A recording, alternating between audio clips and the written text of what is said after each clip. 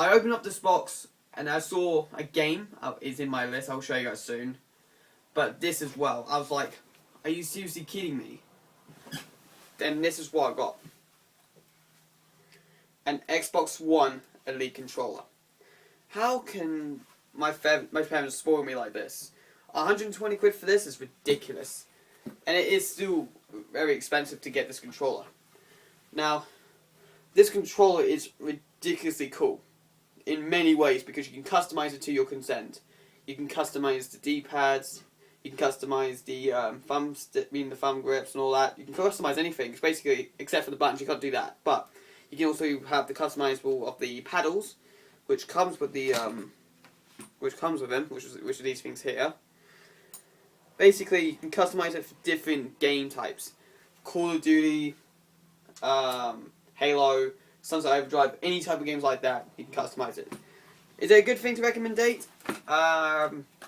I'll have a review come up with that, and I will show. I will say if it's recommended for this with this controller.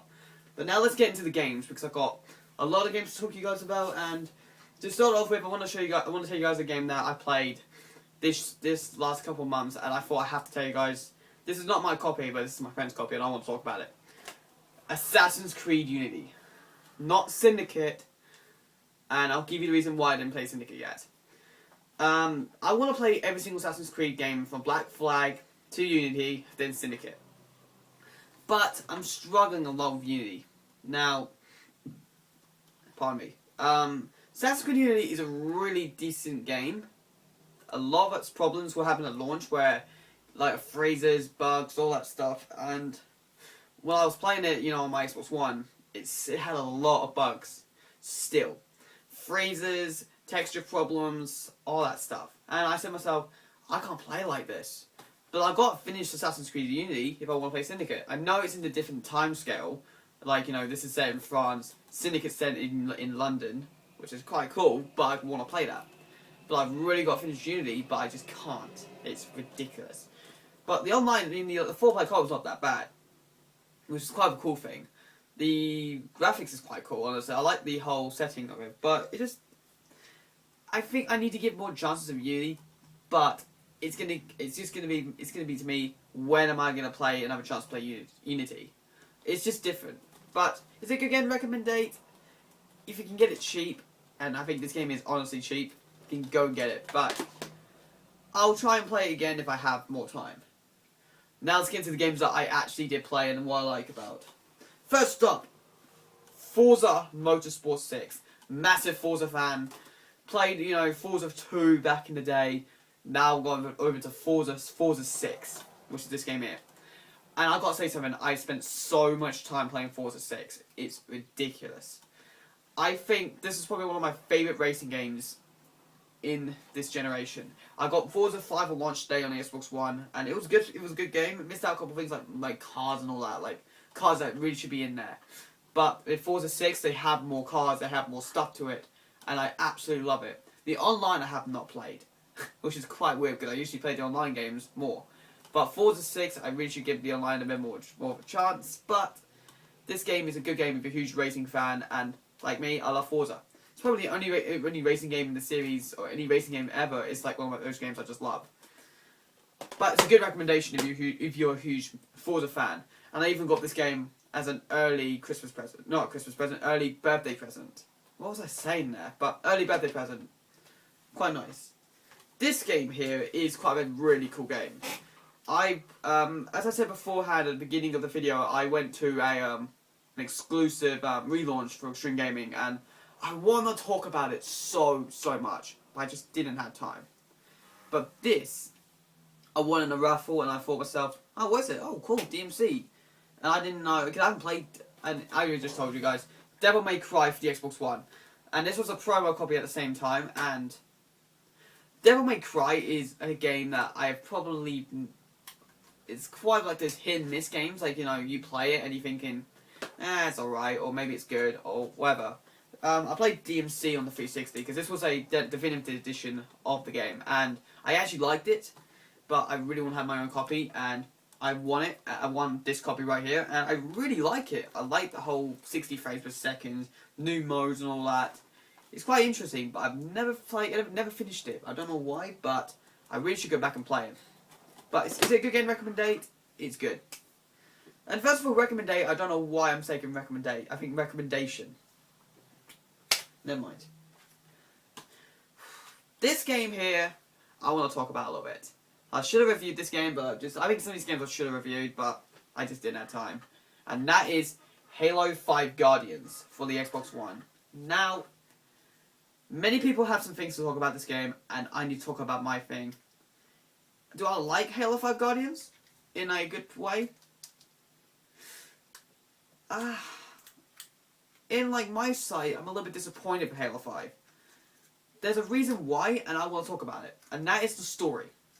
The story did not make sense to me. Usually with every single Halo game, it makes sense. It goes into your head and I'm thinking, okay, so next time when the next Halo comes out, I know what's happening.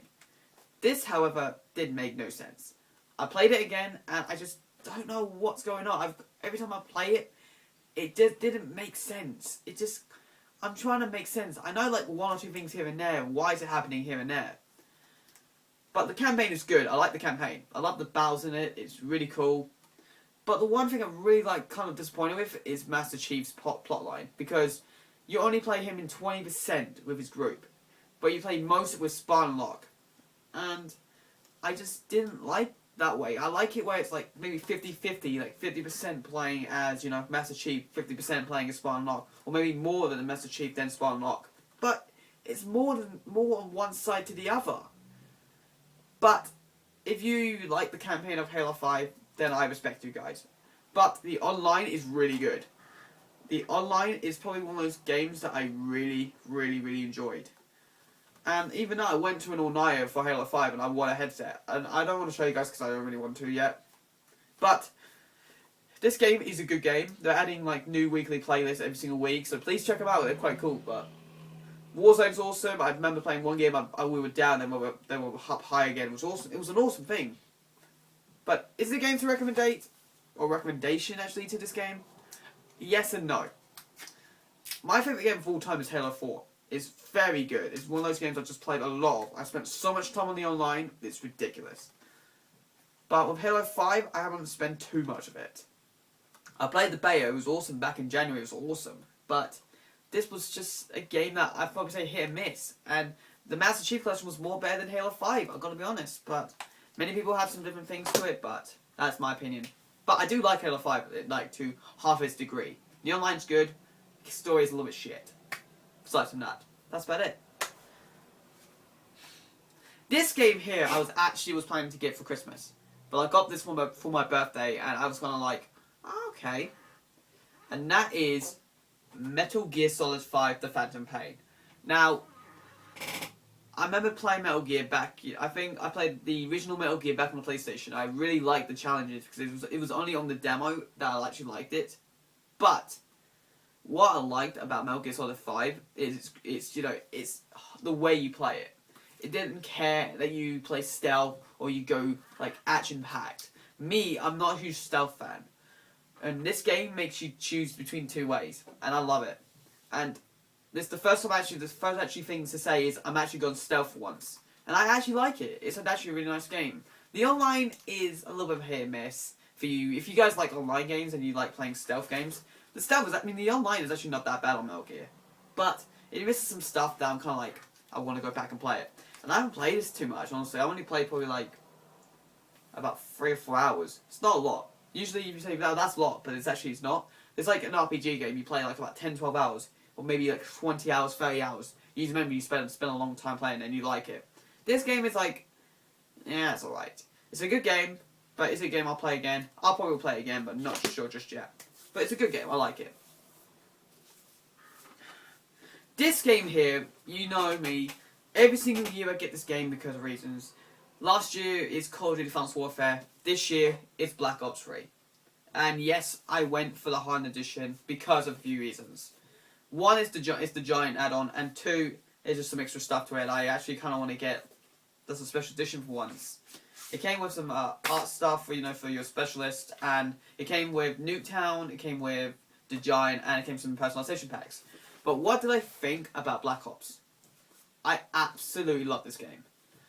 It's better than Ghosts. Advanced Warfare was good, but it wasn't good enough. But Black Ops 3 really is a really good game. I love the campaign. I haven't finished the campaign. I'm on like a couple missions away from finishing it. Zombies is awesome, except from the first Zombies one. The Giant's awesome. And the online is just so bloody fantastic. I love the weapons in this game. I love the specialist. I love everything about it. Even at the add-ons, you know, you're gonna get the first add-on, you're gonna get, you know, like a remake to High Rise, and it's gonna be called Skyrise. But I have to wait like a month after PlayStation because it's a PlayStation exclusive. But it's a recommendation to anyone who's a massive COD fan and who wants to play something different.